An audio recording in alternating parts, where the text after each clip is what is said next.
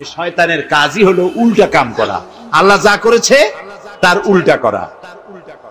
আল্লাহ তাআলা বললেন উসজুদু লিআদামা, আদমরে বানায়া সবাইকে বললেন আদমরে সেজদা দাও। ফাসাজাদু, সবাই সেজদা করলো। সবাই মানে কারা কোনতো? মাশাআল্লাহ।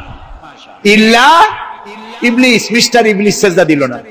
আল্লাহ জিজ্ঞেস করলেন তুমি সেজদা দিলে না কেন? শয়তান তখন আর্গুমেন্ট পেশ করলো। সে বলল আনা খায়রুম মিনহু খালাকতানি মিন নার ওয়া খালাকতাহু মিন তিন, আমি ওর থেকে অনেক ভালো। ওরে বানাইছো মাটি দিয়ে, আমারে বানাইছো আগুন দিয়া। আগুন হলো ঊর্ধ্বমুখী, মাটি হলো নিম্নগতি সম্পন্ন। সুতরাং ঊর্ধ্বমুখী কোন জিনিসকে নিম্নমুখী জিনিসের কাছে আত্মসমর্পণ করতে বলা, সেজদা দিতে বলা মোস্ট আনসাইন্টিফিক। কত বড় শয়তান! শয়তান জানে না যে আগুনের শক্তি কম, মাটির চাইতে আগুনের শক্তি একেবারেই কম। সব থেকে শক্তি বেশি মাটি। আগুন হচ্ছে সংহারক আর মাটি হচ্ছে উৎপাদনশীল। এই মাটির তলায় আরেকটা জগৎ আছে, পানির তলায় আছে আরেকটা জগৎ। আলহামদুলিল্লাহ রব্বিল আলামিন। এই যে রব্বিল আলামিন বলা হয়, আলম হচ্ছে এক বচন, আলামিন হচ্ছে বহু বচন। আল্লাহ শুধু ইহকাল আর পরকাল, ইহজগৎ আর পরজগতের মালিক নন, বহুমাত্রিক জগতের মালিক তিনি। সেই জগৎগুলি আমরা চিনি না, অবশ্য সময় হলে আরেকদিন এ ব্যাপারে বলবো ইনশাআল্লাহ। মাটির তলায় কি জগৎ, সাগরের তলায় কি জগৎ, ও বোঝে নাই, ও তো শয়তান, ও এরকম বলে বসলো। আল্লাহ তাআলা বললেন ইন্নাকা রাজিম, তুই মরদুদ, আমার হুকুমের অবাধ্য হয়েছিস, বেরিয়ে যা, তোর জীবনের সমস্ত ইবাদত আমি পণ্ড করে দিলাম। শয়তান বলল আল্লাহ তাআলা আমার ইবাদত গুলি আদমের কারণেই পণ্ড হলো, তাই এতদিন কষ্ট করে ইবাদত করলাম, এর বিনিময়ে কিছু দেবে না? আল্লাহ কয় চাইস কি? কয় আমার 3 দফা দাবি। কি কি? 1 নম্বর, যে আদমের কারণে আমার সব শেষ হইল, শয়তান হয়ে গেলাম, এই আদম বাঁচবে কয়দিন? আল্লাহ তাআলা বললেন এরা তো কিয়ামত পর্যন্তের সন্তানেরা থাকবে। শয়তান বলল এই আদম সন্তানকে প্রতারণা করার জন্য আমাকেও কিয়ামত পর্যন্ত হায়াত দিতে হবে। আল্লাহ তাআলা বললেন মঞ্জুর। শয়তান বলল আমাকে আমার 2 নম্বরের দাবি, যেহেতু আমি মানুষের প্রতারণা দিব, ভাইতে ভাইতে ঝগড়া লাগাবো, স্বামীতে স্ত্রীতে ঝগড়া লাগাইয়া তালাক দেওয়াবো, ভাইতে ভাইতে খুনাখুনি বাধায় দেব। কিন্তু লোকেরা যদি আমারে দেখতে পায় যে শয়তান এই যে তালাক দেওয়াইয়া এই যে যায়, ছেলে আর বাপে ঝগড়া বাঁধাইয়া ভাইতে ভাইতে খুনাখুনি করাইয়া এই যে শয়তান যায়, তাহলে তো আমার ঠ্যাং আস্ত থাকবে না, আমার তো মেরে ফেলাবে। সুতরাং আমাকে আন্ডারগ্রাউন্ড ওয়ার্ক করতে দিতে হবে, আমি শয়তানি করব কেউ, কিন্তু আমারে কেউ দেখবে না। আল্লাহ কয় মঞ্জুর।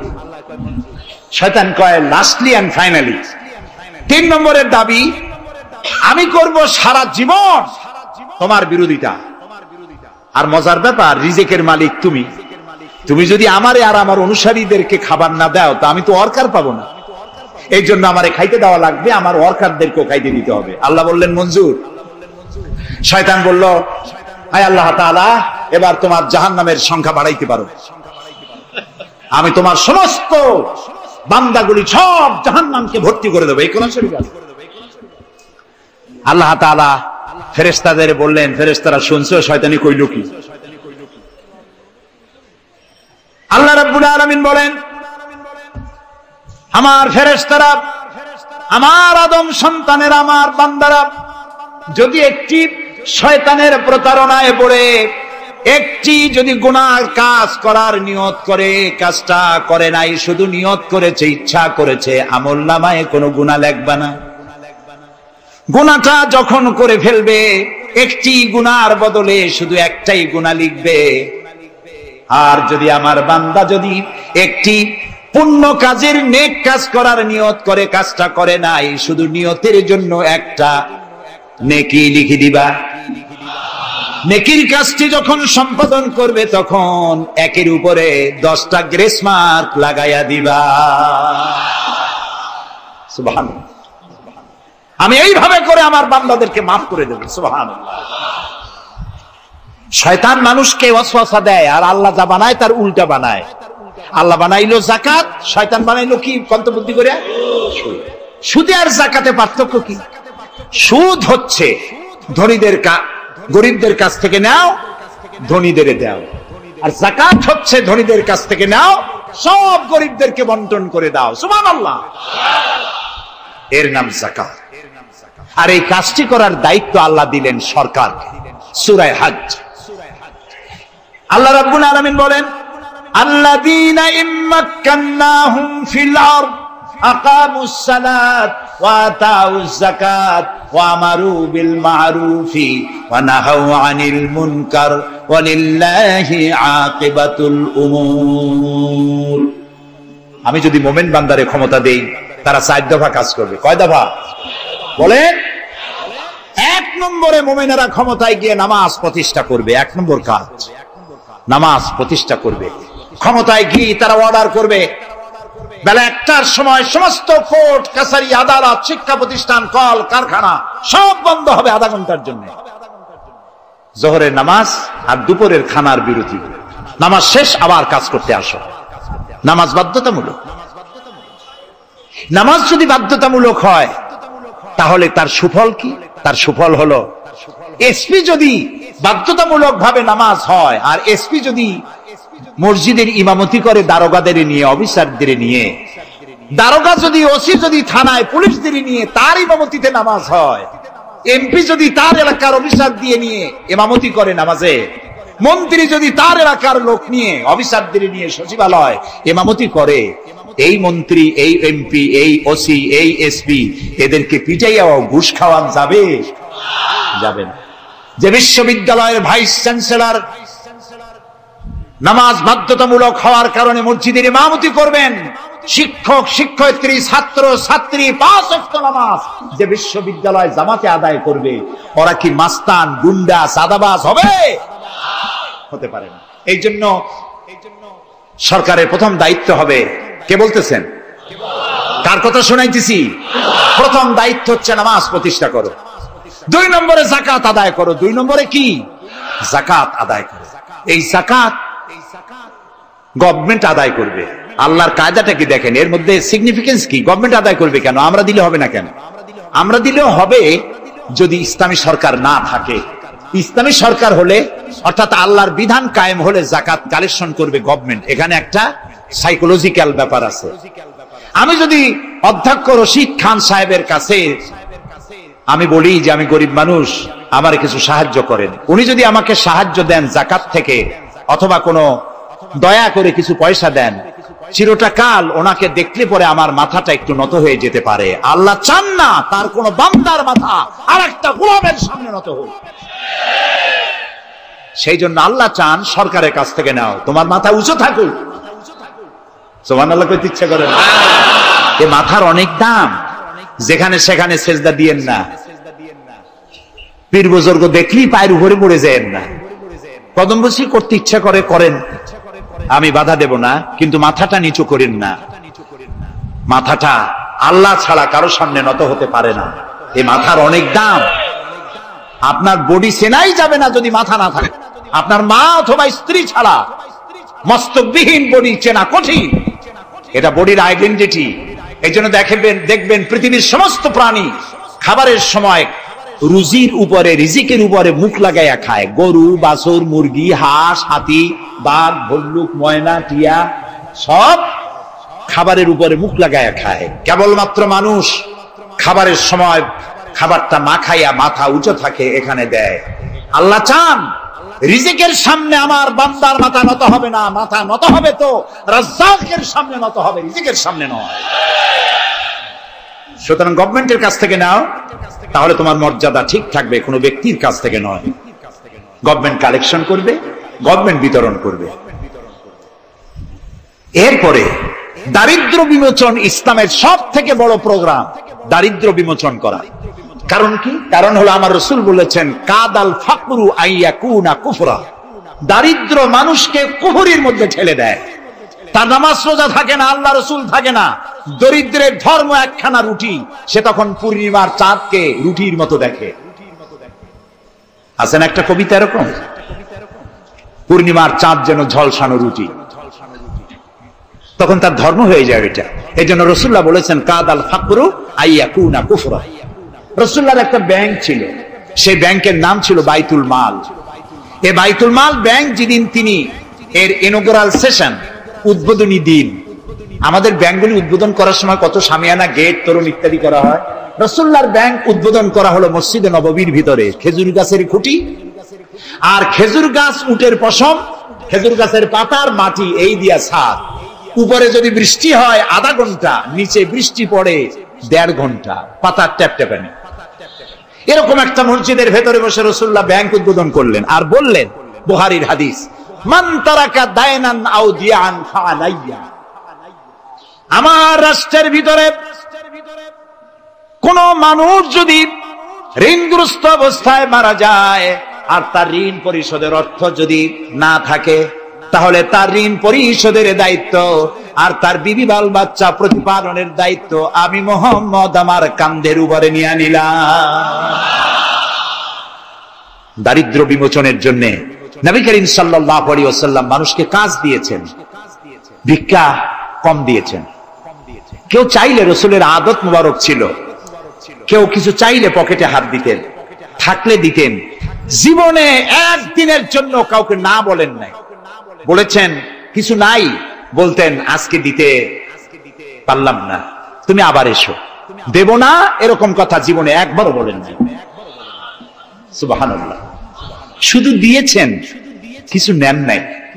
আল্লাহ, সারা জীবন মানুষের কষ্ট বুকের উপরে ধারণ করেছেন, কাউকে কষ্ট দেননি।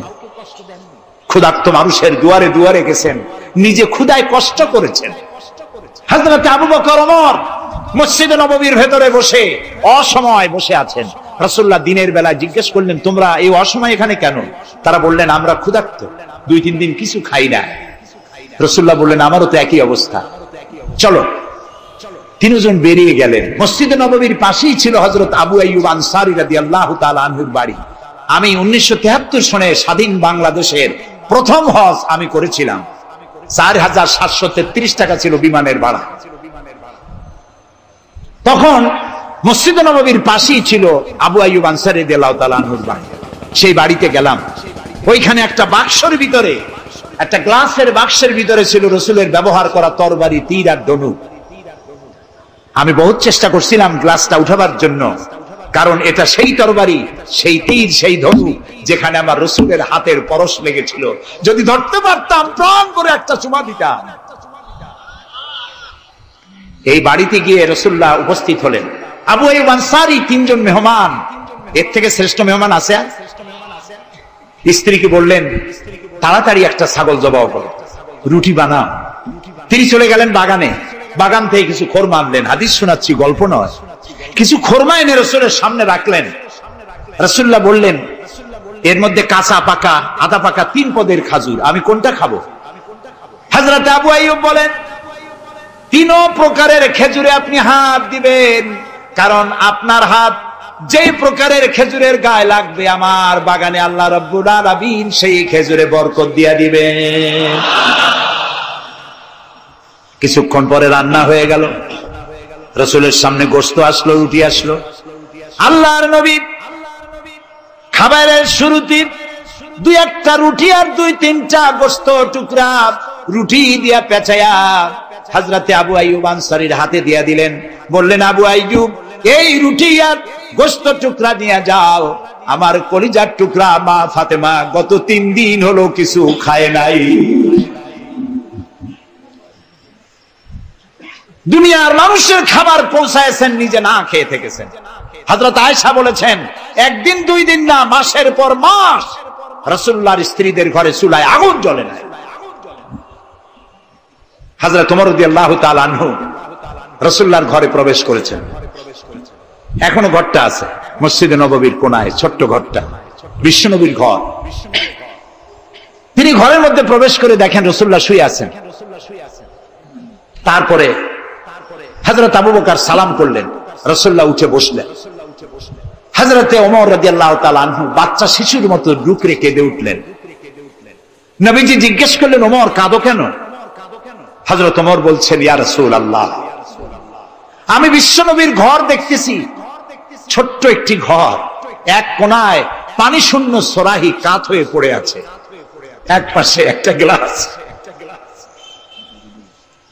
আর আপনি যে বিছানায় শোয়া, চাদর নাই, বালিশ নাই, দড়ি দিয়া বুনানো খাটিয়ার উপরে শুয়েছিলেন, হাতের তলায়, মাথার তলায় হাত দিয়ে আপনার জান্নাতি শরীর মোবারকের পিঠের উপরে দড়ির দাগ আমি সহ্য করতে পারছি না ইয়া রাসূলুল্লাহ।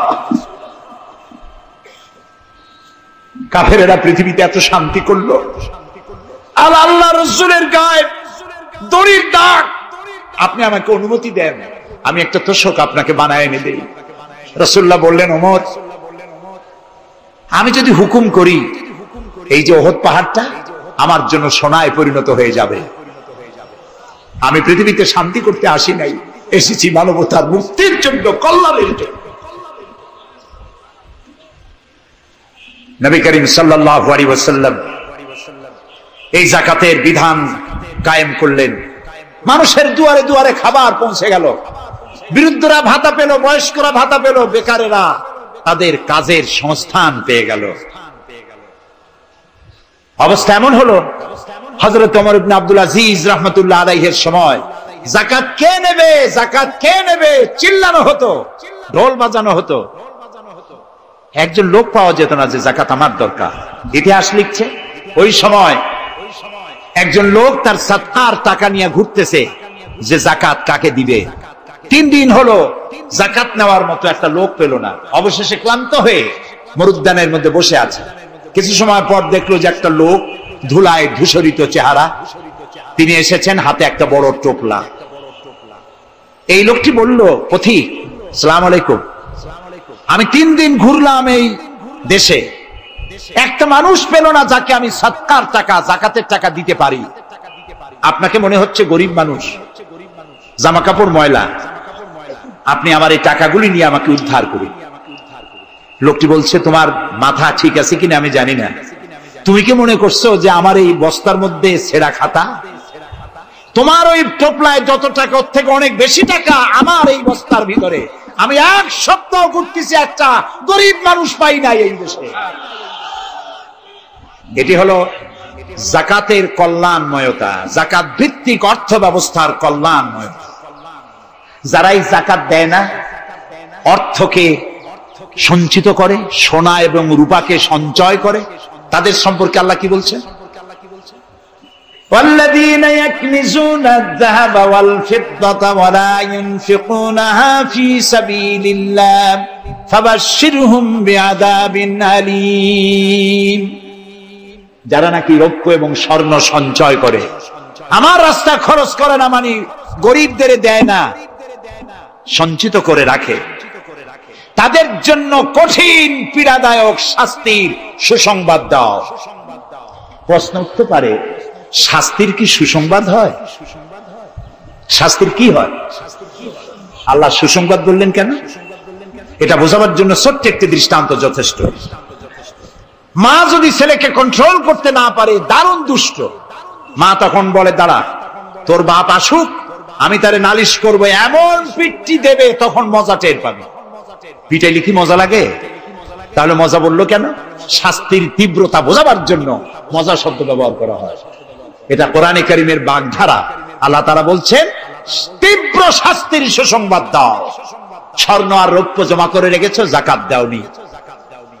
বহু মহিলার অসংখ্য সোনা রূপা আছে, যাকাত দেন না। কবে কালে ভদ্র একটা বিয়ে আসবে, সেই বিবাহে সজ্জিত হয়ে যাবেন, সারা বছরে যাকাত দিলেন না, এতগুলি সোনা আটকায় রাখলেন কেন? আল্লাহ চান না টাকা পয়সা পুঞ্জীভূত হয়ে থাকুক।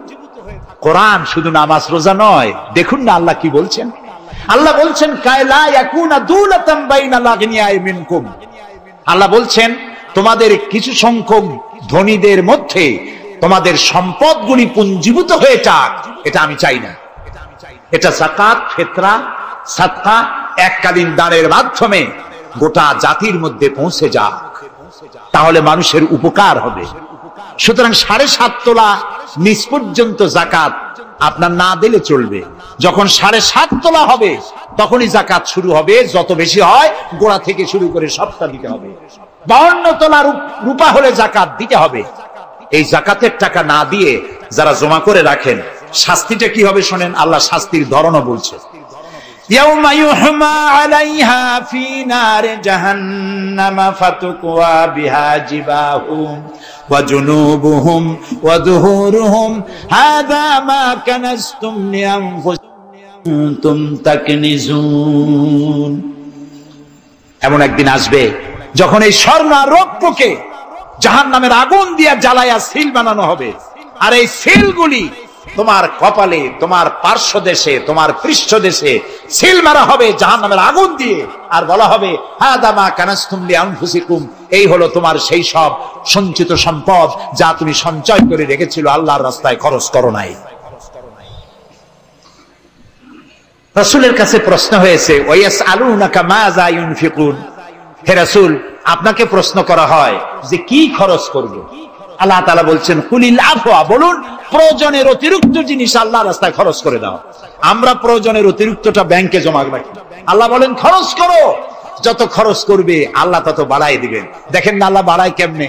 আল্লাহরে বিশ্বাস করেন যে আল্লাহ যে বাড়াইতে পারেন, এটাকে বিশ্বাস করেন?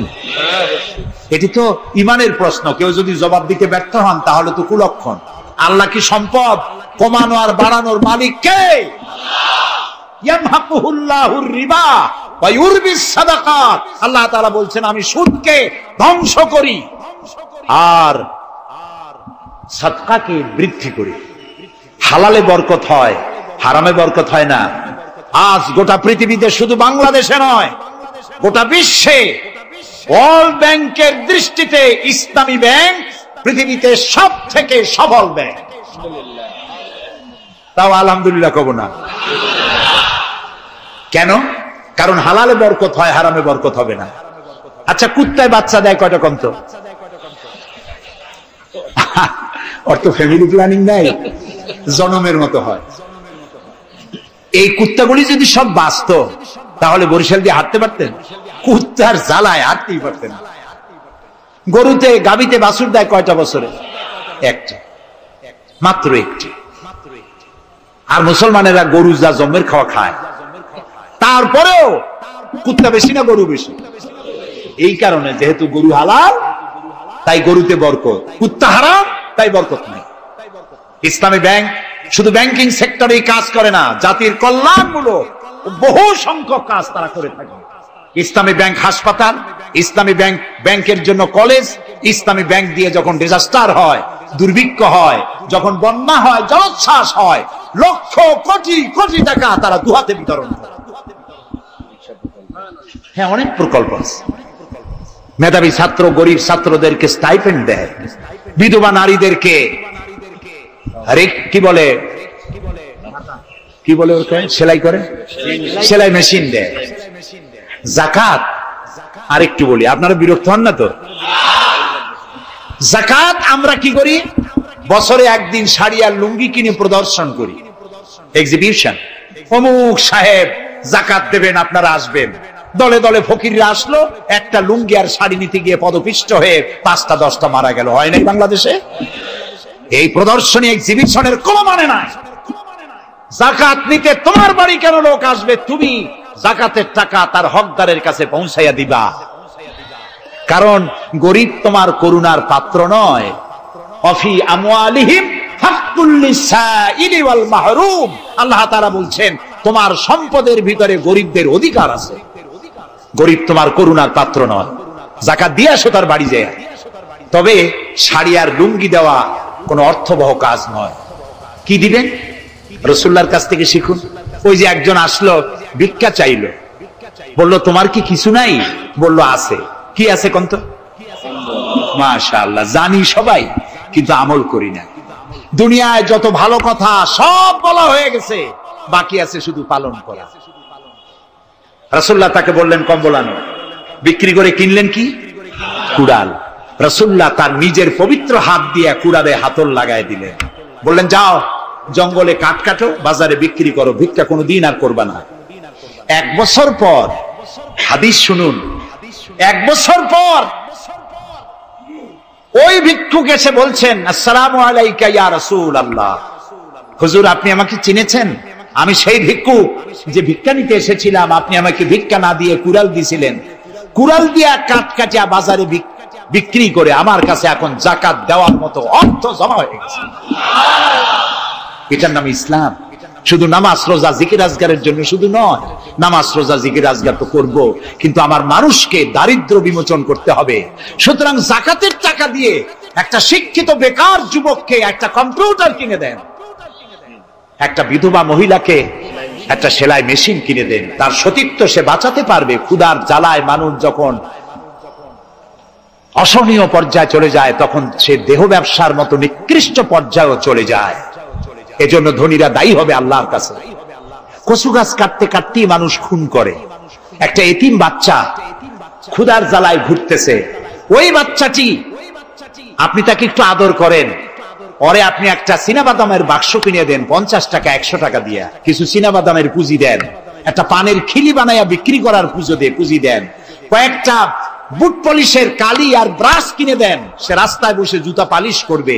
ছেলেটি পকেট মারা থেকে, চুরি করা থেকে বেঁচে যাবে, সমাজ সংস্কার হবে, সমাজ অপরাধ মুক্ত হবে, সমাজ থেকে দারিদ্র বিমোচন হবে। আলহামদুলিল্লাহ। আপনি কি জানেন এই যে গাছগুলি লাগালে পরে কত সওয়াব হয়, এবং দারিদ্র বিমোচনের জন্য গাছের কি বিশাল ভূমিকা। রাসূলুল্লাহ বলেছেন হাদিস, তোমার কাছে যদি এমন খবর আসে যে কিয়ামত হচ্ছে, আর তখন যদি তোমার কাছে কোনো গাছের চারা থাকে, কিয়ামত হচ্ছে, গাছের চারাটি কিয়ামত আসার পূর্বেই গাছের চারাটি লাগিয়ে যাও, কিয়ামতের দিন সাদকায়ে জারিয়ার সওয়াব পেয়ে যাবে। একটি গাছ যদি কেউ লাগায়, ওই গাছে যত পাখি বসবে, ফল হবে, মানুষে খাবে, আশ্রয় নেবে মানুষেরা, কিয়ামত পর্যন্ত সাদকায়ে জারিয়ার সওয়াব মানুষ কবরে বসে বসে পেতে থাকবে। সব জায়গায় সওয়াব আর সওয়াব জানি না, খালি মনে করি ইল্লাল্লাহ ইল্লাল্লাহ বলতে পারলেই সওয়াব। আর খালি ইল্লাল্লাহ বলবেন বা কেন? যারা এই ধরনের জিকির করেন, আমার মনে দারুণ প্রশ্ন, জবাব খুঁজে পাই নাই। আল্লাহর কলেমাকে খণ্ডিত করে জিকির করার পারমিশন কোন হাদিস দিয়েছে? কে দিয়েছে এই পারমিশন? লা ইলাহা ইল্লাল্লাহ, এটা হলো পূর্ণাঙ্গ কালেমা, কমপ্লিট হচ্ছে মুহাম্মদুর রাসূলুল্লাহ। আফজালুজ যিকর লা ইলাহা ইল্লাল্লাহ। কতক্ষণ লা ইলাহা ইল্লাল্লাহ, কতক্ষণ ইল্লাল্লাহ ইল্লাল্লাহ ইল্লাল্লাহ। এর অর্থ কি? আল্লাহ ছাড়া, আল্লাহ ছাড়া, আল্লাহ ছাড়া। আল্লাহ ছাড়া কি? কমন সেন্সের শুধু কমন বাদ দিয়া শুধু সেন্স যদি থাকে, কোন মুসলমানের এমন জিকির করা উচিত নয়। তবে common sense is very uncommon. দুর্ভাগ্য জাতি। প্রিয় ভাই সব, দারিদ্র বিমোচনের জন্য আল্লাহ তাআলা এসব ব্যবস্থা করে রেখেছেন। কাজ করে খাও, আয় থেকে দায় শোধ করো। আপনার পুকুর কেটে চতুর্দিকে পুকুরের কান্দায় পেঁপে গাছ লাগান, কলা গাছ লাগান, হাঁস পালেন, হাঁসগুলি পানিতে সাঁতার কাটবে, ভেতরে মাছ থাকবে, হাঁসের পায়খানা খেয়ে মাছ বড় হবে, হাঁস বড় হয়ে ডিম দেবে। এই ডিম বিক্রি করবেন, মুরগি বিক্রি করবেন, পেঁপে বিক্রি করবেন, কলা বিক্রি করবেন। মানুষের কাছে হাত পাতার চাইতে নিকৃষ্ট কাজ আর নয়। রাসূলুল্লাহ বলেছেন, আল্লাহর কাছে এই রকমের হাতের চাইতে এই রকমের হাতের মর্যাদা বেশি। এইটার নাম কি? চাওয়া। বলেন এইটার নাম কি? এইটার নাম আল্লাহর কাছে এইটার কোনো দাম নাই, কোনো দাম নাই। আল্লাহর কাছে দাম এইটা। এই জন্য যারা শ্রমিকদের সম্পর্কে আমার রাসূল বলেছেন, আল কাসিব হাবিবুল্লাহ, যারা সহজে উপার্জন করে খায় ওরা আল্লাহর বন্ধু। আপনারা শ্রমিক না, সেই জন্য সুবহানাল্লাহ কইতে পারলেন না। আলহামদুলিল্লাহ বলে। রাসূলুল্লাহর হাদিস শোনাচ্ছি, আমি গাজী কালু চম্পাবতীর পুঁথি শোনাচ্ছি না। আল কাসিব হাবিবুল্লাহ, যে ব্যক্তি সহজে উপার্জন করে খায় সে আল্লাহর বন্ধু। এখন যদি কোন রিকশাওয়ালা, কুলি মজুর, ঠেলাওয়ালা যদি মনে করে আল্লাহর বন্ধু যখন হইছি নামাজ রোজা দিয়ে আর করবো কি, এটি কিন্তু ঠিক নয়। আল্লাহর বন্ধু হওয়ার জন্য নামাজ রোজা অত্যন্ত জরুরি। আর আপনি যে কষ্ট করে খাচ্ছেন, আপনার পয়সা হালাল। যে ব্যক্তি রিকশা চালায়, 2.5 মনে বস্তা মাথায় করে স্টিমারে উঠায়, ওর চাইতে হালাল পয়সা কারো নাই। মাথার ঘাম পায়ে ফেলে উপার্জন করছে। আপনি জানেন না যে দালানে যারা আছে খুব শান্তিতে নাই। বাইরের থেকে দেখে ভেতরের অবস্থাটা বোঝা যায় না। গুলশান, বনানী, আভিজাত্যপূর্ণ এলাকার বিশাল বিশাল বাড়ি দেখে আপনার চোখ ধাঁধা লেগে যেতে পারে, খুব শান্তির নিলয়। না, শান্তি নাই। বাড়ির মালিক, বহু টাকার মালিক, রাত্রির বেলায় ঘুম হয় না, কোন ফাঁক দিয়া জানলার পাশ দিয়ে গুলি এসে বুক ঝাঁচড়া করে দেয়, ঘুম নাই। জনমের মতো অসুখ হইছে, প্রত্যেক দিন সোনার চাউল দিয়ে ভাত খাইতে পারে, কিন্তু ডাক্তার তার রুজি কন্ট্রোল করে দিয়েছে। পাঙ্গাসের পেটি, খাসির চর্বি খাইতে পারবেন না, ভাত কম খাবেন। সকালবেলায় ডিমের পুষ, দুপুর বেলায় এক স্লাইস টুস, সন্ধ্যাবেলায় ফলের জুস, খাওয়া শেষ। বউ তো কথা শোনে না, হাজারো কাজ করে ঘরমুক্ত হয়ে স্বামী ফিরেছে, বিবি সাহেবা বেগম সাহেবা পেখম ধরে হাতে ভ্যানিটি ব্যাগ নিয়ে স্বামীর সামনে থেকে হন হন করে যাচ্ছে। স্বামী বেচারা কষ্ট করে জিজ্ঞেস করছে, তুমি কই যাও? বলছে, আই এম ভেরি বিজি। ছেলে হয়েছে কয়টা? সব গুন্ডা, মাস্তান, মাথায় এত বড় চুল, হাতে এত বড় নখ। মেয়েগুলি বয়ফ্রেন্ড নিয়ে কোথায় চলে গেছে? বেটা বাড়ির কাজের লোক, কাজের মেয়েদের হাতের দেওয়া খানা খাইলো, আদর পাইলো না, যত্ন পাইলো না, সম্মান পাইলো না, খাইয়ে নিজে নিজে শুয়ে আছে, এতগুলা ঘুমের ট্যাবলেট খাইছে, ঘুম আসে না। কিন্তু তুমি মেয়া রিক্সাওয়ালা, ঠেলাওয়ালা, কুলি মজুর, সারাদিন কাজ করে পোলার চাউল কিনতে পারো নাই, মোটা চাউল কিনেছো, খেসারির ডাল কিনেছো, একটু কিনে বাড়িতে বউ রান্না করেছে। আমি এই চোখে দেখা কথা বলি, আল্লাহ তাআলা এই বয়সে কম দেখান নাই। কমলাপুর রেল স্টেশনের বস্তি দেখেছি, অনেক বস্তি এলাকায় গিয়েছি। স্বামী বসে খাচ্ছে, ঘরমাক্ত রিক্সা চালায় আসছে, 2.5 মণে বস্তা টানে আনছে, স্ত্রী খাবার তুলে দিচ্ছে, আরেকটু খাও, খুব কষ্ট করেছো, আরেকটু খাও। ওর ঘরে ফ্যান নাই, কাপড়ের আঁচল দিয়ে স্বামীর কপাল মুছে দিচ্ছে, আরেকটু খাও, এত কষ্ট করো তুমি। ওর ঘরে ফোমের বিছানা নাই, চটের মতো শক্ত বিছানা, বালিশ নাই, ইটের মতো শক্ত, কাপড়ের একটু কভার দেওয়া, এরকম একটা বালিশের উপরে সারাদিনের শ্রান্তি আর ক্লান্তি নিয়ে আর ঘুমায় গেছে। কোন ওষুধ খাওয়া লাগে না, এমন ঘুম আসছে ওর নাকের গর্জনে ট্রাকের ইঞ্জিন ফেল। শান্তি কি বড় লোক হলে হয়? শান্তি দেওয়ার মালিক আল্লাহ। শান্তি দেওয়ার মালিক কে? আল্লাহ। এই জন্য এই শান্তি আসবে যদি সঠিকভাবে, সুষ্ঠুভাবে আল্লাহ পাকের দেওয়া এই বিধানগুলি আমরা যদি সমাজে কায়েম করতে পারি, তাহলে এটি সম্ভব। আমার দেশে এখন যদি জাকাতের টাকা কালেকশন করা হয়, তাহলে আমরা একটা হিসাব করেছি, আমি একটা ব্যাংকের সাথে জড়িত আছি, আপনারা জানেন বোধহয়, ইসলামী ব্যাংক। এর জন্ম লগ্ন থেকে আমি আছি এর সাথে। সেই হিসেবে আমরা একটা জরিপ চালাইছি, বাংলাদেশে যদি এখন জাকাত যদি গভর্নমেন্ট কালেকশন করে, তাহলে একেবারে কম করে হলেও 6,000 কোটি টাকা জাকাত কালেকশন হতে পারে। 6,000 কোটি। আর ওয়াকফ এস্টেট আছে বাংলাদেশে লক্ষ লক্ষ একর জমিন, যা বিভিন্ন মোতাল্লি তারা সিন্দাবাদের দত্তের মতো ওয়াকফ সম্পত্তির উপরে চেপে বসে আছে। এই ওয়াকফ সম্পত্তি যদি উদ্ধার করা যায়, আর যাকাত আর ওশরের টাকা যদি গভর্নমেন্ট কালেকশন করতে পারে, বাংলাদেশের দারিদ্র বিমোচনের জন্য পৃথিবীর কারো কাছ থেকে একটি টাকাও নেওয়ার দরকার নাই। এই যে 6,000 কোটি টাকার শূন্যতা, ভ্যাকুয়াম সৃষ্টি হলো বাংলাদেশে, এই শূন্যতা পূরণের জন্য এগিয়ে এলো এনজিওরা, এবং তারা সুদের বাণিজ্য শুরু করলো।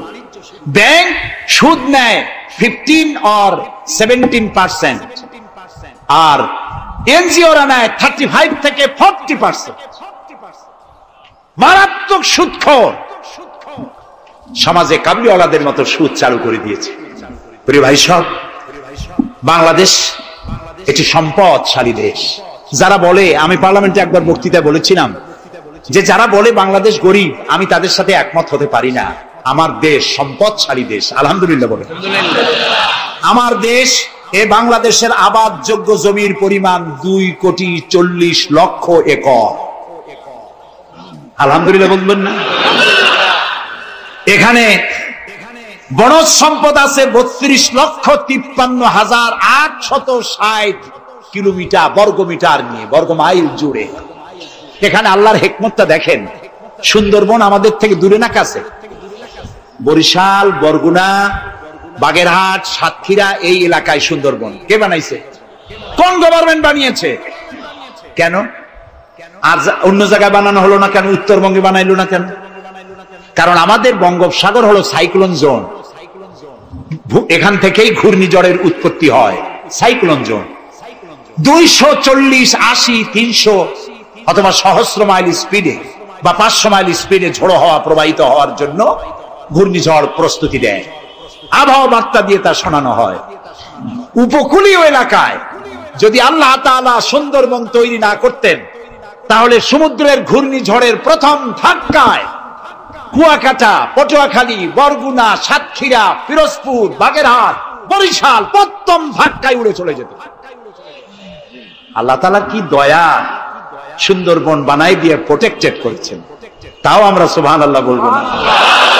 এই সুন্দরবন রক্ষার জন্য গভর্নমেন্ট পাহারাদার লাগিয়েছে, কিন্তু পাহারাদারেরা নিজেরাই রক্ষকরা হইছে ভক্ষক, জন্মের খাওয়া খাইতেছে। আল্লাহ দেখলেন যে এরা তো এই ধরনের মানুষ খুব বেকায়দা, সেই জন্য আল্লাহ তাআলা নিজেও কিছু পাহারার ব্যবস্থা করলেন। সেই পাহারাদার কে? Royal Bengal tiger. যদি সামনে পড়েন 10 কোটি টাকা ঘুষ দেবেন, এ কথা শুনলেও আপনারা ছাড়বেন,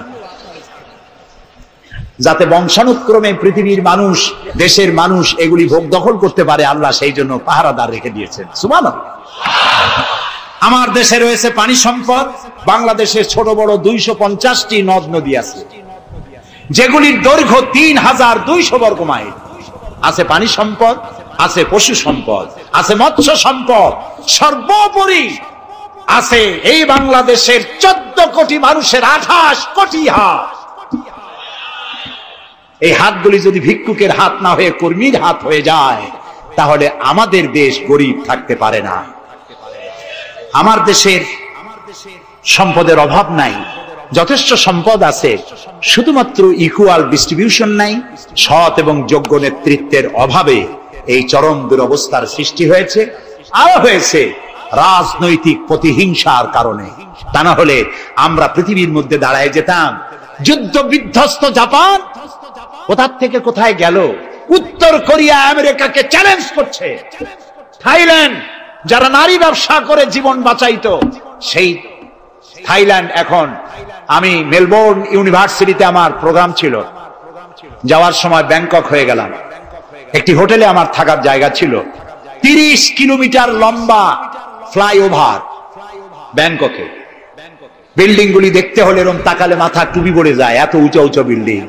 সিঙ্গাপুর কোত্থেকে কোথায় গেল? আমরা যে তিমিরে ছিলাম সেই তিমিরেই রয়ে গেল।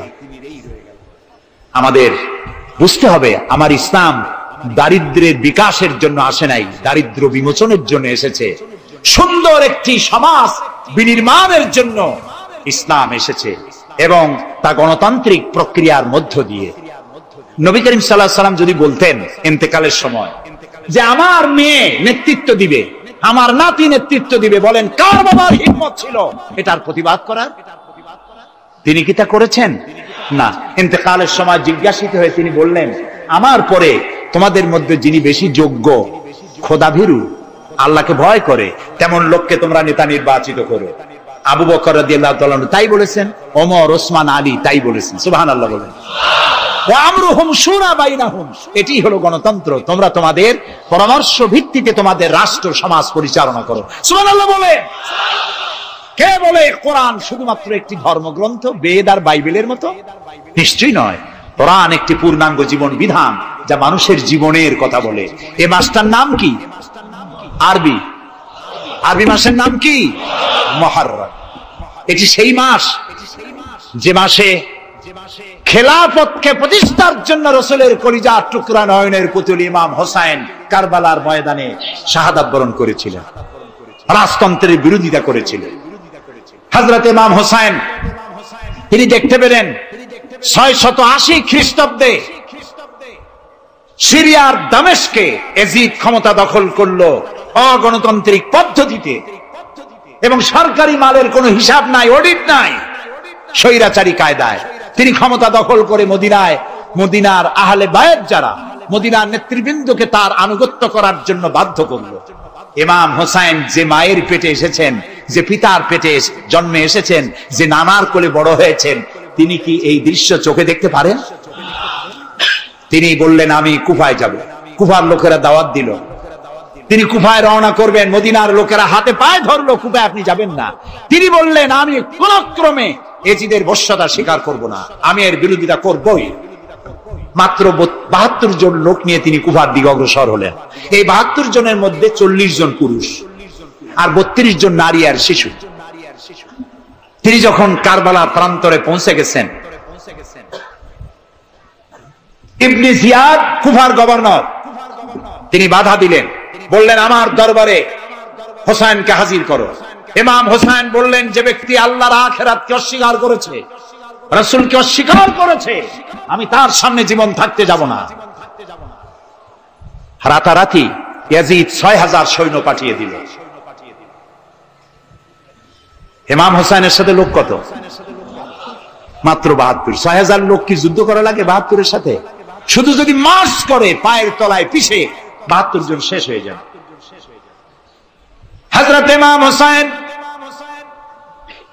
রাতের বেলায় সঙ্গীদের বললেন, ও আমার সাথীরা, ইয়াজিদ আমার শির চায়, আমাকে চায়, আমার সঙ্গে থেকে তোমরা তোমাদের জীবনকে বিপন্ন করো না, তোমরা সবাই ফিরে চলে যাও মদিনায়। সাথীরা বললেন, ইমাম আজকে যদি আপনাকে ছেড়ে জীবনের মায়া নিয়ে মদিনায় ফিরে যাই, আর আপনার যদি শাহাদাত নসিব হয়, তাহলে কিয়ামতের দিন আল্লাহর নবীর সামনে আমরা কি জবাব দেব? আমরা আমাদের জীবন দিয়ে আপনাকে পাহারা দেব। সকালবেলা যুদ্ধ শুরু হয়ে গেল। জোহরের নামাজ আসতে না আসতে 40 জন পুরুষ শাহাদাত বরণ করলেন। এখন একজন পুরুষ বেঁচে আছেন, ইমাম হুসাইন। তাবুর ভিতরে স্ত্রী এবং অন্যান্য মহিলাদের কাছ থেকে বিদায় নিতে এসেছেন। তোমাদেরকে আল্লাহর হাওলা করলাম, আমি যুদ্ধে চলে যাচ্ছি। আমার চোখের সামনে আমার নানাজির দান্দান মোবারক শহীদ হওয়া ইসলাম, সাহাবীদের রক্ত দেওয়া, জীবন দেওয়া ইসলাম, খেলাফত মিটে যাবে পৃথিবী থেকে, রাজতন্ত্র প্রতিষ্ঠা হবে, আমার জীবন থাকতে আমি তা হতে দেব না। স্ত্রী এগিয়ে এলেন, বললেন, হুসাইন, জিহাদের ময়দানে থেকে আমি আপনাকে বিরত থাকতে বলবো না, তবে একটি দাবি আছে। এই যে ছোট্ট দুগ্ধপোষ্য শিশু, গত কয়েকদিন হলো ঘরে খাবার নাই, পানি নাই, আমার বুকে দুধও নাই, এই ছোট্ট বাচ্চাটিকে একটু পানির ব্যবস্থা করুন। ইমাম হোসেন কলিজার টুকরা সন্তানকে দুই হাতে উঁচু করে এজিদি সৈন্যদের সামনে এসেছেন। এজিদি সৈন্যরা, আমার হাতের দিকে তাকাও, এটি রসুলের আওলাদ, আমার কলিজার টুকরা সন্তান। ফোরাতের অফুরন্ত পানি প্রবাহিত হচ্ছে, একটু ফোরাতের কুলটা ছেড়ে দাও, ওর একটু পানি পান করাই। আমার সাথে তোমাদের শত্রুতা থাকতে পারে, এই নিষ্পাপ বাচ্চার সাথে তো কোনো শত্রুতা থাকার কথা নয়। তার এই আবেগপূর্ণ কথা এজিদি সৈন্যদের কলিজায় স্পর্শ করলো না। তারা বিষাক্ত তীর নিক্ষেপ করলো। ইমাম হোসাইনের উঁচু করে ধরা বাচ্চার বুকের ভিতর থেকে বিষাক্ত তীর প্রবেশ করে বেরিয়ে গেল অপর প্রান্ত, রক্ত ফিনকি দিয়ে বেরিয়ে এলো। ইমাম হোসাইন দুই হাতে আজলা ভরে সেই রক্ত চেহারায় মাখতে লাগলেন আর বললেন, কলিজার টুকরা সন্তান, সালেহ আলাইহিস সালামের উটনির রক্তের চাইতে তোমার রক্ত পবিত্র। হযরত সালেহ আলাইহিস সালামের চাইতে রাসূলুল্লাহর মর্যাদা অনেক বেশি, তুমি তার আওলাদ। বাচ্চাকে কোলে করে নিয়ে স্ত্রীর কাছে গিয়ে বললেন, স্ত্রী, এই নাও তোমার বাচ্চা, ঠান্ডা হয়ে গেছে, এমন পানি পান করেছে কিয়ামত পর্যন্ত পানি পানি বলে তোমারে আর বিরক্ত করবে না। ইমাম হোসেন লড়াই করলেন ময়দানে, বহু সংখ্যক সৈন্য হতাহত করে ফোরাতের কুল উন্মুক্ত করে ঘোড়ার পৃষ্ঠ থেকে নেমে এক আজলা পানি তুলেছেন, পানি পান করবেন। মুখের কাছে যখন আকণ্ঠ তৃষ্ণার্ত পিপাসার্ত হোসাইন মুখের কাছে পানি নিয়েছেন, হঠাৎ ভেসে উঠল মনের পর্দায়, একটু আগে আমার কলিজার টুকরা সন্তান এই পানির অভাবে চলে গেল। 40 জন মানুষ বিদায় হলো, এক ফোঁটা পানি দিতে পারলাম না। এই পানি আমি কেমনে খাই? হাতের থেকে পানি পড়ে গেল।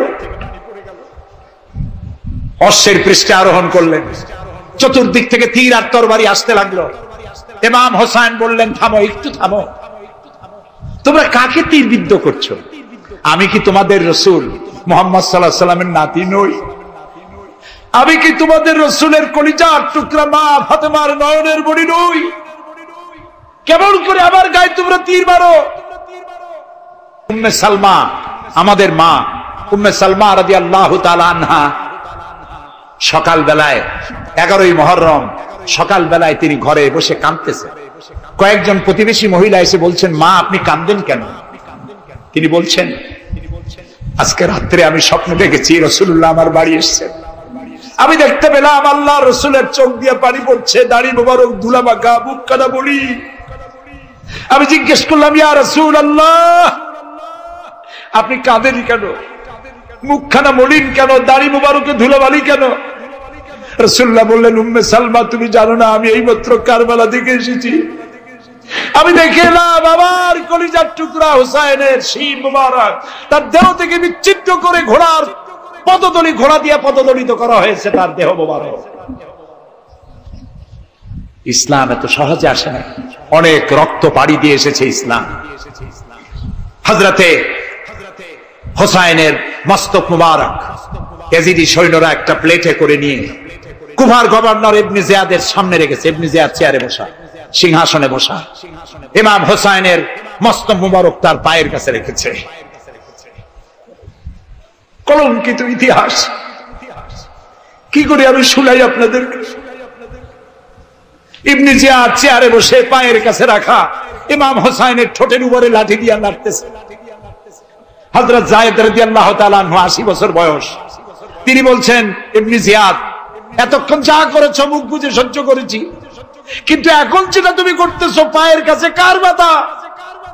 তুমি যে ঠোঁটের উপরে লাঠি দিয়ে নাড়তেছো, আমি যায়েদ আমি দেখেছি রাসূলুল্লাহ 1000 বার এই মুখের উপরে চুমা খেয়েছে। তোমার বেয়াদবি বন্ধ করো। প্রিয় ভাই সব, রাজতন্ত্র নয়, পরামর্শ ভিত্তিক সমাজ ব্যবস্থা প্রতিষ্ঠার জন্য আল্লাহ তাআলা ইসলাম দিয়েছেন, দ্বীন দিয়েছেন। সেই জীবন ব্যবস্থা ইসলাম আজকে এই পৃথিবীতে মুসলমানদেরকে সন্ত্রাসী জাত হিসেবে চিহ্নিত করার জন্য, উগ্র জাতি হিসেবে, সহিংস জাতি হিসেবে, অগণতান্ত্রিক জাতি হিসেবে প্রমাণিত করার জন্য পাশ্চাত্য শক্তি তারা নবী করিম সাল্লাল্লাহু আলাইহি ওয়াসাল্লামের ব্যঙ্গচিত্র এঁকে দুনিয়ায় ছড়িয়ে দিয়েছে। আজকে জুমার খুতবায় আমি কসাই মসজিদে বলেছিলাম, রাসূলুল্লাহর মাথার উপরে বোমা আকৃতির পাগড়ি বেঁধেছে, পাশে 2টা অর্ধনগ্ন মেয়ে লোক রেখেছে। নাউজুবিল্লাহ। তোদের মতো অসভ্য আছে পৃথিবীতে? ডেনমার্ক, আমেরিকা, ইউরোপ, তোমরাও কি মানুষের মতো কাজ করেছো? বিশ্ব নবী পৃথিবীতে সব দিয়েছেন, কিছু নেন নাই। তাকে অপমান করার অর্থ হচ্ছে মানব সভ্যতাকে অপমান করা। রাসূলকে অপমান করার ক্ষমতা কারো নাই। তার সম্মান পাহাড় সমান নয়, তার সম্মান আকাশ সমান নয়। রাসূলের সম্মান আল্লাহর আরশ পর্যন্ত। আল্লাহ তার আরশে আজিমে কাউকে দাওয়াত দেন নাই, বিশ্ব নবীকে দাওয়াত দিয়েছিলেন। আমি আমার বরিশালবাসীদের বলবো, মুসলমানদেরকে ধৈর্য ধারণ করতে হবে, আরো সংযমী হতে হবে। আমরা প্রতিবাদ করব, অবশ্যই প্রতিবাদ করব, কিন্তু জ্বালাও পোড়াওতে আমরা যাব না।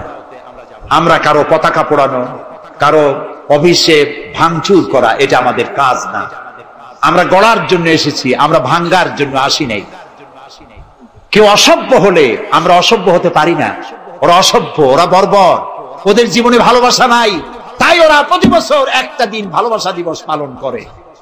আমার জীবনে ভালোবাসার অভাব নাই। ইসলাম সর্বশ্রেষ্ঠ জীবন ব্যবস্থা। এই কল্যাণময় জীবন ব্যবস্থা প্রতিষ্ঠার জন্য এগিয়ে আসতে হবে মুসলমানদেরকে, সকলকে, হিন্দুদেরকেও। হিন্দু, বৌদ্ধ, খ্রিস্টানদের বলি, আমার প্রিয় ভাইয়েরা, আপনাদের মধ্যে আমাদের মধ্যে পার্থক্য খুবই কম। হিন্দুরা বলেন এক ব্রহ্মা দ্বিতীয় নাস্তি, আমরা বলি লা ইলাহা ইল্লাল্লাহ। কথা প্রায় কাছাকাছি। আপনারা পুনর্জন্মে বিশ্বাসী, আমরা পুনরুত্থানে বিশ্বাসী।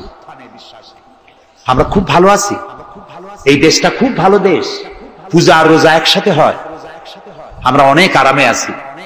এদেশে সাম্প্রদায়িক সম্প্রীতি নাই বলে যারা বিদেশে বদনাম ছড়ায়, তাদের হেদায়েতের জন্য আমরা আল্লাহর কাছে দোয়া করি, আল্লাহ তাদের হেদায়েত করো। ক্ষমতা হারায় মানুষ এত পাগল হয় যে দেশের বিরুদ্ধে কথা বলে, মায়ের বিরুদ্ধে কথা বলে, রাষ্ট্রের বিরুদ্ধে কথা বলে। আল্লাহ এদের হেদায়েত নসিব করে দিন। প্রিয় ভাই সব, আমার হিন্দু ভাইয়েরা, অমুসলিম ভাইরা যারা আসছেন, আমি তাদেরকে বলবো, এই কোরআন শুধু মুসলমানদের জন্য নয়।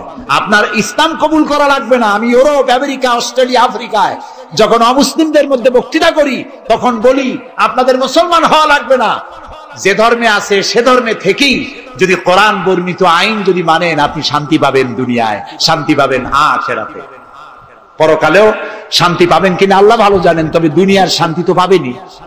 কোরআনের আইন সকলের জন্য প্রযোজ্য। প্রিয় ভাই সব, আমি এখন মুনাজাতের দিকে আগাবো। ইসলামের ব্যাখ্যা দিচ্ছিলাম, ইন্নাদ দীনা ইনদাল্লাহিল ইসলাম। ইসলামের চাইতে কল্যাণময় জীবন ব্যবস্থা পৃথিবীতে আর নাই। বলেন সুবহানাল্লাহ। আমি মুনাজাতের দিকে যাচ্ছি, আর মুনাজাতের আদব হলো বসা। এই রাস্তা জুড়ে যত মানুষ দাঁড়ানো আছেন, সব মানুষ বসুন। গতকাল বলেছিলাম, মুনাজাতের কথা শুনে দুই একজন হাঁটে, এটি কিন্তু বেয়াদবির পর্যায়ে পড়ে। আদবের খেলা। মানুষের হাতে যেমন ক্যামেরা থাকে, ফেরেশতার হাতে ক্যামেরা আছে না? তা আপনি মুনাজাতের কথা শুনে যদি হাঁটেন, আপনি তো বেয়াদবের খাতায় নাম লেখালেন। এমন হতভাগ্য কারো হওয়া উচিত না। মুনাজাত হয় কার কাছে? সেই আল্লাহরে ভয় করেন, জায়গায় বসেন এবং মুনাজাতে শরীক হন। মুসলমানদের বড় দুর্দিন যাচ্ছে, এত বড় দুর্দিন। আমি ছোট্ট মানুষ, আমার জ্ঞান সীমিত, আমার ইলেম কালাম সীমিত, আমার দৃষ্টিভঙ্গি সীমিত। এই সীমিত দৃষ্টিভঙ্গি দিয়ে, আমার পড়াশোনা অবজারভেশনের মধ্য দিয়ে আমি যেটা বুঝতে পারি, বর্তমান পৃথিবীতে মুসলমানেরা যে বিরাট ষড়যন্ত্র আর বিপদের মুখোমুখি হয়েছে, পৃথিবীতে কোন কালে এত ষড়যন্ত্র, এত বহুমুখী ষড়যন্ত্র আর কোনদিন হয়েছে বলে আমার জানা নেই। এই ষড়যন্ত্র থেকে বাঁচার জন্য দোয়া করতে হবে কার কাছে? কার কাছে? তিনিই পারবেন আমাদেরকে কল্যাণ দিতে। এই জন্যে মা বোনেরা যারা এসেছেন, মা বোনদেরকে বলবো, আপনাদেরকে ইসলাম সর্বাধিক সুযোগ দিয়েছে, আপনাদের অধিকার দিয়েছে। লেখাপড়া করতে পারবেন, চাকরি করতে পারবেন, রাজনীতি করতে পারবেন, আপনারা সমাজনীতি করতে পারবেন, আপনারা যুদ্ধেও যেতে পারবেন, সব পারবেন। তবে আপনার শালীনতা, আপনার সম্ভ্রম, আপনার সতীত্ব, আপনার পর্দা আপনাকে বজায় রাখতে হবে। এ কাজটুকুনের মধ্য দিয়ে নারীর অধিকার প্রতিষ্ঠিত হবে। সেজন্য আমি মা বোনদেরকে বলবো, আসুন ইসলামকে জানি, ইসলামকে বুঝি, ইসলামের সাথে নিজেদেরকে সম্পৃক্ত করি। এটি শুধুমাত্র নামাজ, রোজা, হজ, যাকাতের ধর্ম নয়। নামাজ, রোজা, হজ, যাকাত সহ অর্থনীতি, সমাজনীতি, রাষ্ট্রনীতি সবকিছুর সমন্বয় একটা জীবনের স্কিম, একটি পরিকল্পনা যা দিয়েছেন আল্লাহ তাআলা। সুবহানাল্লাহ। আর ওই কথার প্রতিবাদ করি যারা আল্লাহর আইন প্রতিষ্ঠার নামে বোমা হামলা করে, সন্ত্রাসী তৎপরতা চালায়। এরা জিহাদকে অবমাননা করেছে। জিহাদ আর যুদ্ধ এক কথা নয়, জিহাদ আর কিতাল এক কথা নয়, হোলি ওয়ার এবং জিহাদ এক কথা নয়। সুতরাং আল্লাহর আইন প্রতিষ্ঠার নামে যারা সন্ত্রাসী তৎপরতা চালায়, তারা একটি জঘন্য কাজ করছে। যারা বোমা মারে আল্লাহর আইন প্রতিষ্ঠার জন্য, তারা মানুষ নয়, তারা মানুষ নামের কলঙ্ক, তারা নরপশু। বলুন তো তারা কি? তারা জানোয়ার। হরকতুল জিহাদ, তারপরে জামাতুল মুজাহিদিন, জুমরাতুল মাসাকিন, আবার আরেকটা নতুন সংগঠন বেরোচ্ছে নাকি শুনলাম, তার নাম করেছে তারা আল জঙ্গিতুল জংলা। এরা কোন জঙ্গল থেকে বাইর হবে আল্লাহই জানে। আপনারা যদি এদের ধরতে পারেন, এদেরকে থানায় সোপর্দ করবেন। আপনি যদি জানতে পারেন, আপনার ছেলের রুম আপনার পরিদর্শন করা উচিত। আপনার ছেলের পড়ার রুমের টেবিলের ড্রয়ারে কি আছে, বালিশের তলে কি আছে, বেডের নিচে কি আছে, সেসব বইপত্র আপনার দেখা উচিত।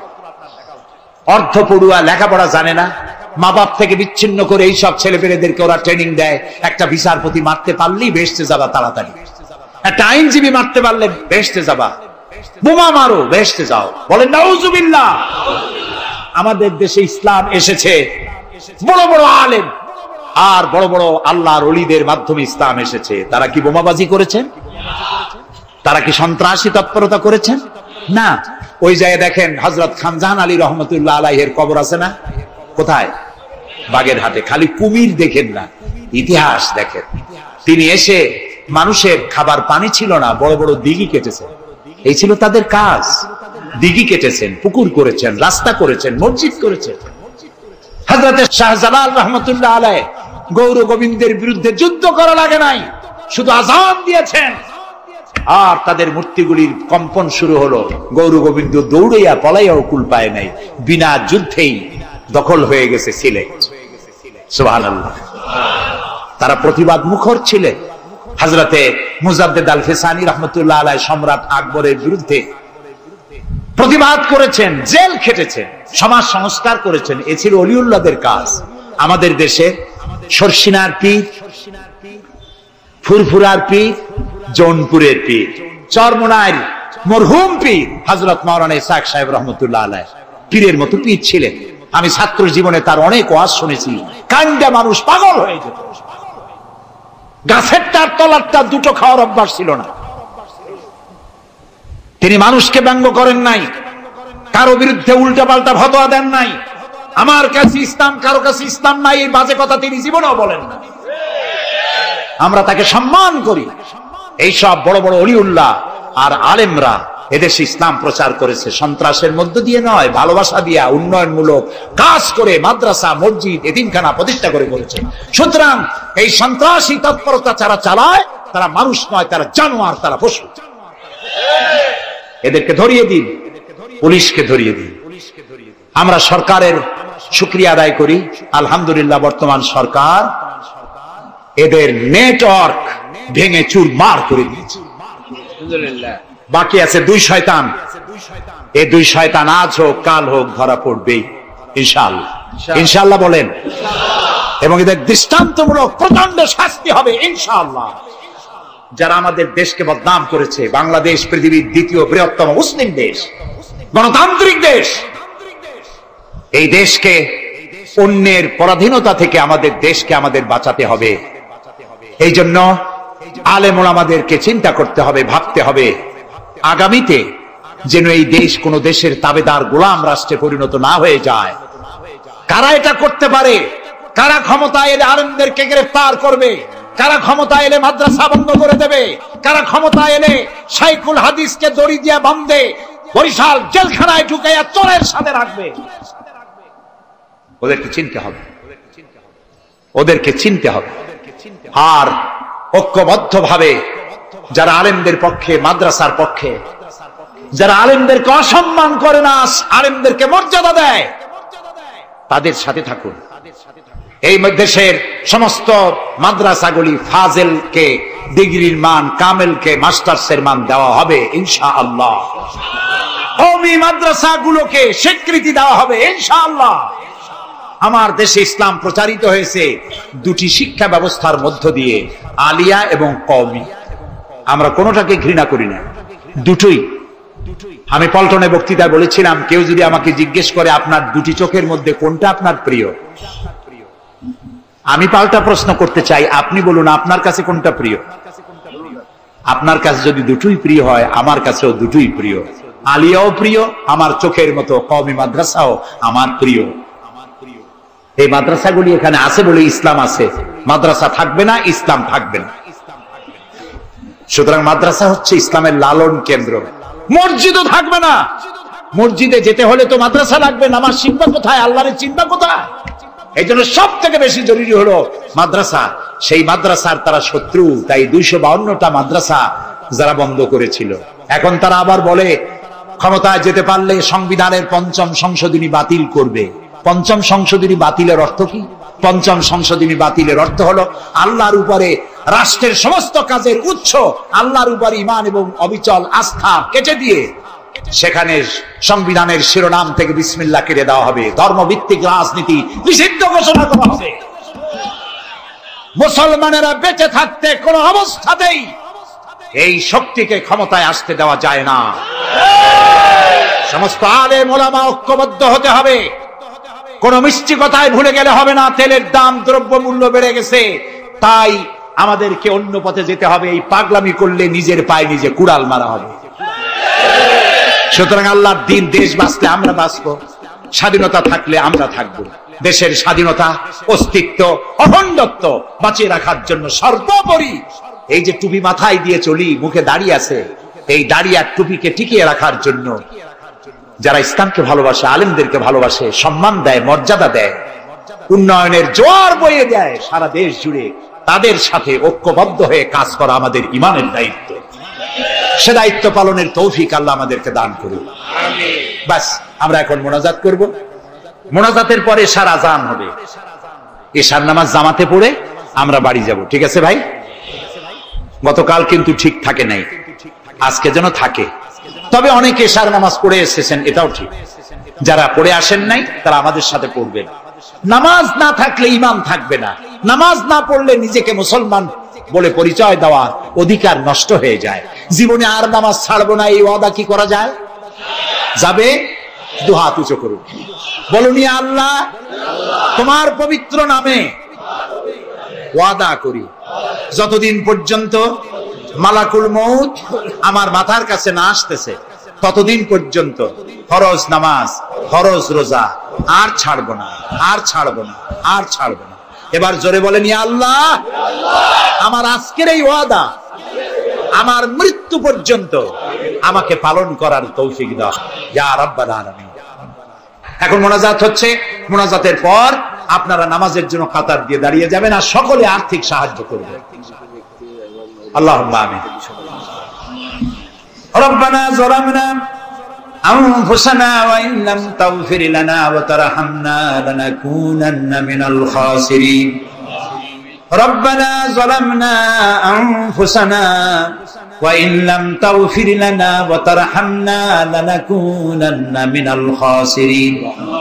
হে আল্লাহ তাআলা, হাজার হাজার মুসলমান নরনারী দীর্ঘক্ষণ ধরে তোমার কোরআন শুনেছি, হাদিস শুনেছি, আর শেষ পর্যায়ে এসে ভিক্ষুকের মতো, কাঙ্গালের মতো গুনার বোঝা মাথায় নিয়ে তোমার দরবারে হাত তুলেছি। দয়া করে মেহেরবানি করে আমাদের জিন্দেগীর সমস্ত গুনাহ খাতাকে মাফ করে দাও। আমাদের মধ্য থেকে আমাদের মা বাপ দুনিয়া থেকে যারা বিদায় হয়ে গেছে, আয় আল্লাহ রব্বুল আলামিন, মা বাপের কবরগুলিকে জান্নাতের টুকরা বানায়া দাও। রব্বির হামহুমা কামা রব্বায়ানি সগীরা। সবাই পড়েন, রব্বির হামহুমা কামা রব্বায়ানি সগীরা। আয় আল্লাহ রব্বুল আলামিন, জনম দুঃখিনী গর্ভধারিণী মা, যিনি না খেয়ে আমাদের মুখে, ক্রন্দন মুখে চুমা দিয়া, শত চুমা দিয়া হাসি ফুটাইছেন, না খেয়ে আমাদেরকে খাওয়াইছেন, আমরা না ঘুমানো পর্যন্ত ঘুমান নাই, এত কষ্ট করেছেন যেই মা, আল্লাহ কবরটাকে বেহেশত বানাইয়া দাও। বাপজান এত কষ্ট করলেন, বাড়ি ঘর বানাইয়া দিয়া খালি হাতে বিদায় হয়ে গেছেন, কোন হালতে আছে জানি না, আল্লাহ আব্বার কবরটাকে বেহেশত বানাইয়া দাও। আমাদের মা বাপ যাদের বৃদ্ধ হয়ে গেছেন, রব্বুল আলামিন বিছানায় পড়ায়া পরনির্ভর করে মারবা না। আল্লাহ তাআলা স্বনির্ভর থাকাকালীন নিজে নিজে টয়লেটে যেতে পারেন, নিজের খাবার নিজে খেতে পারেন, দাঁড়াইয়া নামাজ পড়তে পারেন, নিজের কাপড় নিজে পরতে পারেন। এই অবস্থায়, সুস্থ অবস্থায় ইমানের সাথে উঠাইয়া নিয়ে বিছানায় ভালাইয়া রাইগো না। রব্বুল আলামিন, সারা জীবন আমরা গুনাহ করেছি, এত গুনাহ করেছি, তোমার আকাশের দিকে তাকাইয়া কথা বলতে লজ্জা করে, শরমে মাথা নিচু হয়ে যায়। আল্লাহ, যত গুনাহ করছি, নাফরমানি করেছি, আর তুমি শুধু মেহেরবানি করেছো।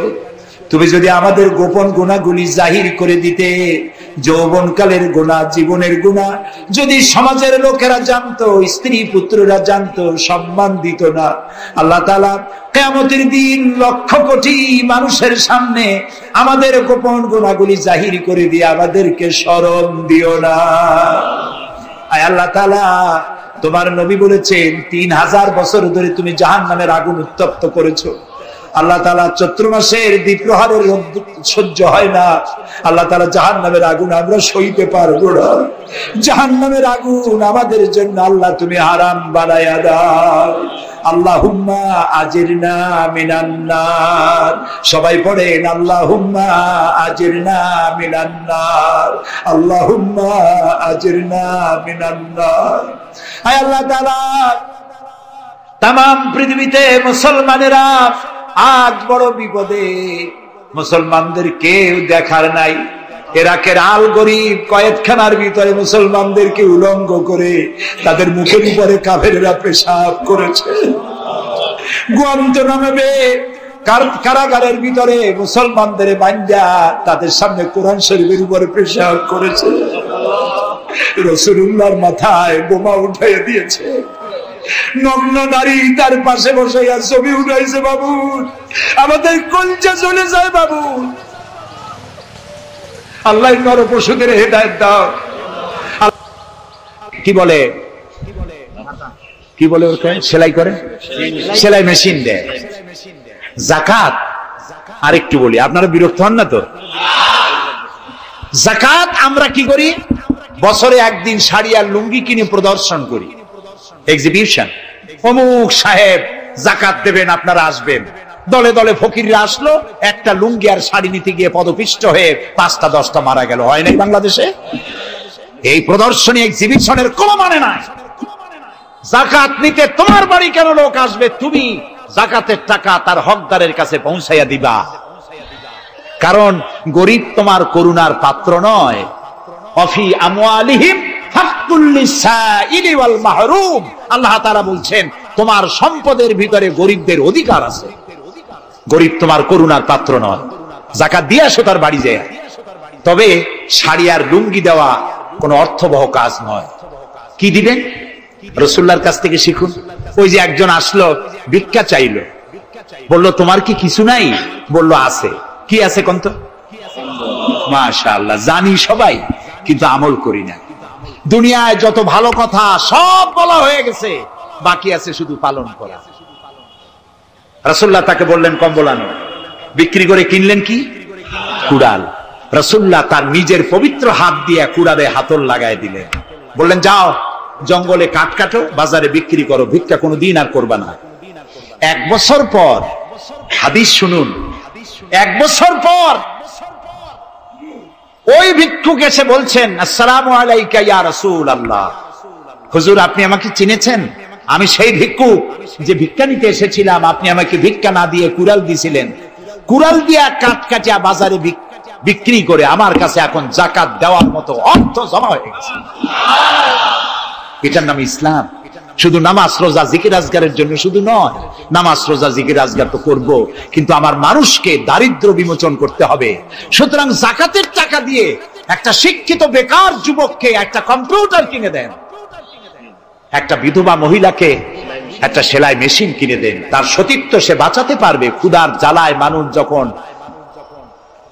অসহনীয় পর্যায়ে চলে যায়, তখন সে দেহ ব্যবসার মতো নিকৃষ্ট পর্যায়েও চলে যায়।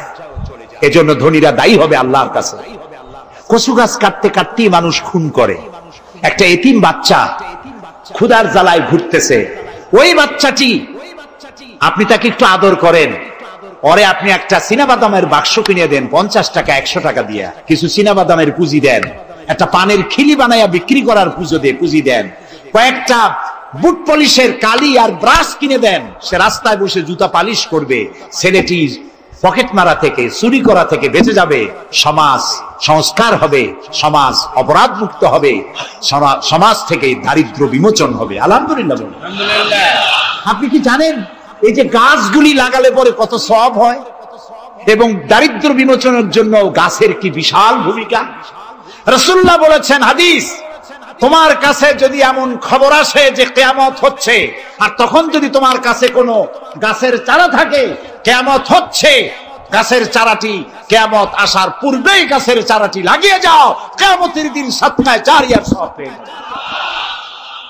একটি গাছ যদি কেউ লাগায় ওই গাছে যত পাখি বসবে, ফল হবে, মানুষে খাবে, আশ্রয় নেবে মানুষেরা, কিয়ামত পর্যন্ত সাদকায়ে জারিয়ার সব মানুষ কবরে বসে বসে পেতে থাকবে। সব জায়গায় সওয়াব আর সওয়াব জানি না, খালি মনে করি ইল্লাল্লাহ ইল্লাল্লাহ বলতে পারলেই সওয়াব। আর খালি ইল্লাল্লাহ বলবেন বা কেন? যারা এই ধরনের জিকির করেন, আমার মনে দারুণ প্রশ্ন, জবাব খুঁজে পাই নাই। আল্লাহর কলেমাকে খণ্ডিত করে জিকির করার পারমিশন কোন হাদিস দিয়েছে? কে দিয়েছে এই পারমিশন? লা ইলাহা ইল্লাল্লাহ, এটা হলো পূর্ণাঙ্গ কালেমা, কমপ্লিট হচ্ছে মুহাম্মদুর রাসূলুল্লাহ। আফজালুজ যিকর লা ইলাহা ইল্লাল্লাহ।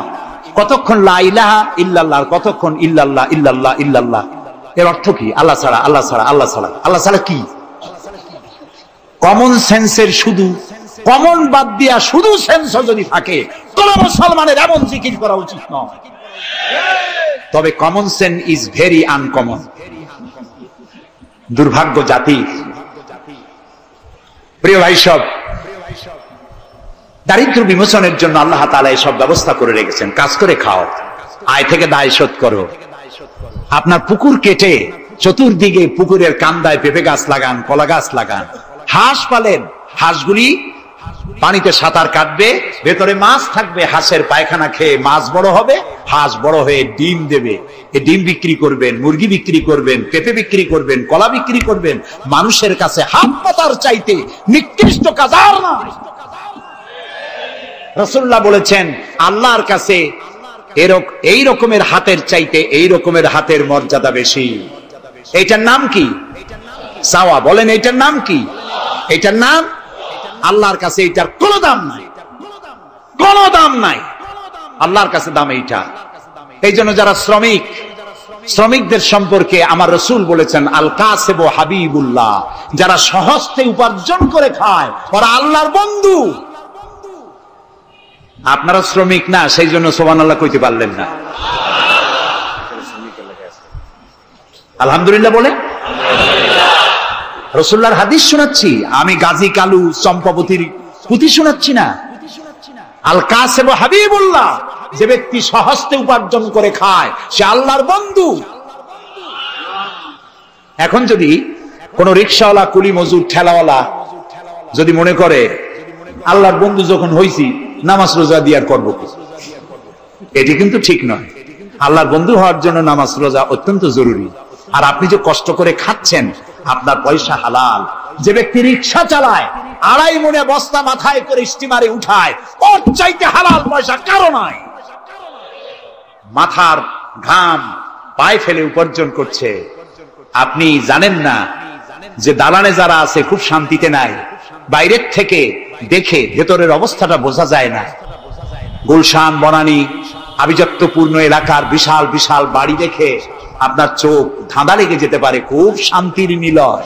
না, শান্তি নাই। বাড়ির মালিক, বহু টাকার মালিক, রাত্রির বেলায় ঘুম হয় না। কোন ফাঁক দিয়া জানলার পাশ দিয়ে গুলি এসে বুক ঝাঁঝরা করে দেয়, ঘুম নাই। জনমের মতো অসুখ হইছে, প্রত্যেক দিন সোনার চাউল দিয়ে ভাত খাইতে পারে, কিন্তু ডাক্তার তার রুজি কন্ট্রোল করে দিয়েছে। পাঙ্গাসের পেটি, খাসির চর্বি খাইতে পারবেন না, ভাত কম খাবেন। সকাল বেলায় ডিমের পুষ, দুপুর বেলায় 1 স্লাইস টুস, সন্ধ্যা বেলায় ফলের জুস, খাওয়া শেষ। বউ তো কথা শোনে না।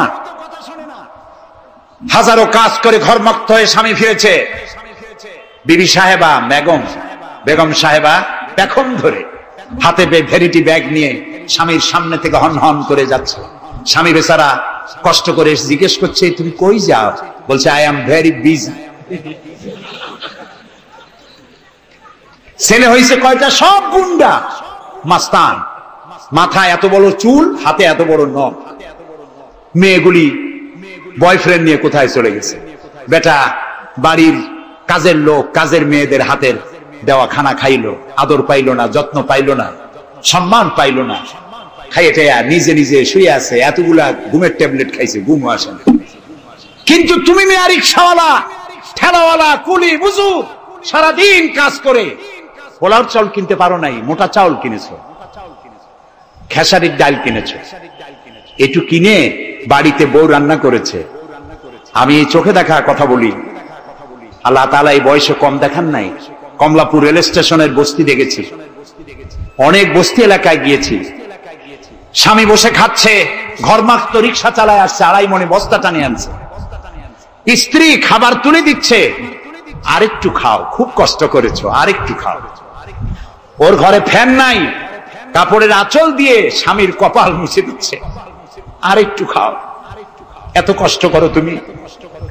ওর ঘরে ফোমের বিছানা নাই, চটের মতো শক্ত বিছানা, বালিশ নাই, ইটের মতো শক্ত, কাপড়ের একটু কভার দেওয়া।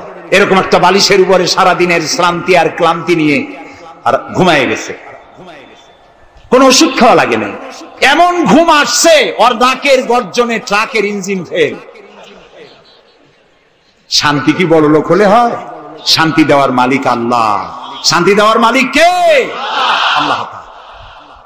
এই জন্যে এই শান্তি আসবে যদি সঠিকভাবে, সুষ্ঠুভাবে আল্লাহ পাকের দেওয়া এই বিধানগুলি আমরা যদি সমাজে কায়েম করতে পারি, তাহলে এটি সম্ভব। আমার দেশে এখন যদি জাকাতের টাকা কালেকশন করা হয়, তাহলে আমরা একটা হিসাব করেছি। আমি একটা ব্যাংকের সাথে জড়িত আছি, আপনারা জানেন বোধহয়, ইসলামী ব্যাংক। এর জন্ম লগ্ন থেকে আমি আছি এর সাথে। সেই হিসেবে আমরা একটা জরিপ চালাইছি। বাংলাদেশে যদি এখন জাকাত যদি গভর্নমেন্ট কালেকশন করে, তাহলে একেবারে কম করে হলেও 6,000 কোটি টাকা জাকাত কালেকশন হতে পারে। 6,000 কোটি।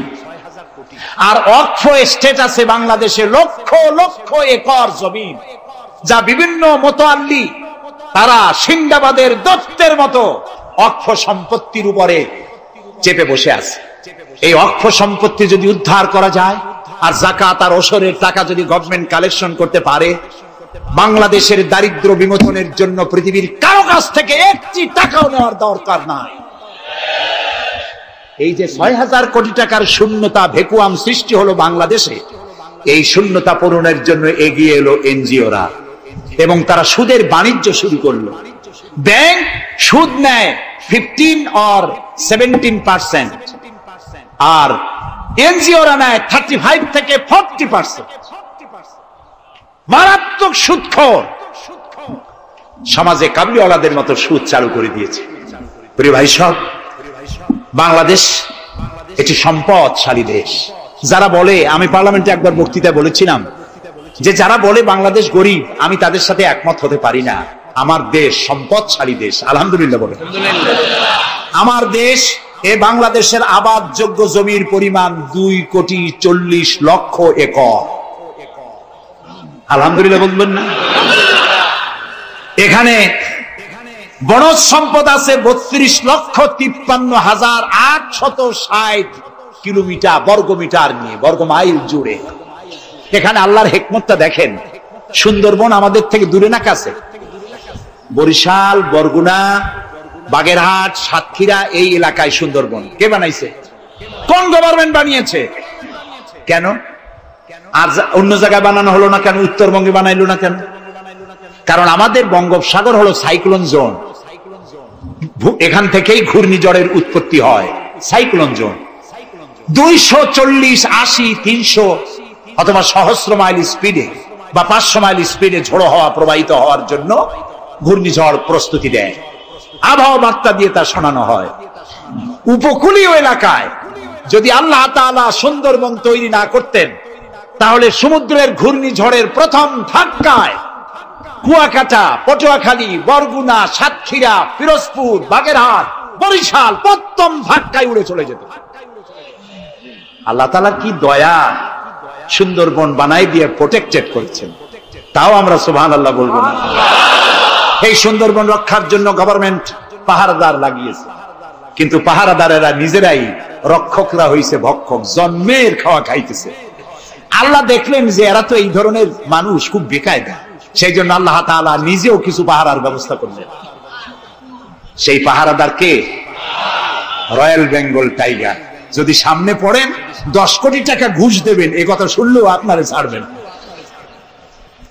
যাতে বংশানুক্রমে পৃথিবীর মানুষ, দেশের মানুষ এগুলি ভোগ দখল করতে পারে, আল্লাহ সেই জন্য পাহারাদার রেখে দিয়েছেন। সুবহানাল্লাহ। আমার দেশে রয়েছে পানি সম্পদ। বাংলাদেশে ছোট বড় 250টি নদ নদী আছে, যেগুলির দৈর্ঘ্য 3200 বর্গ মাইল।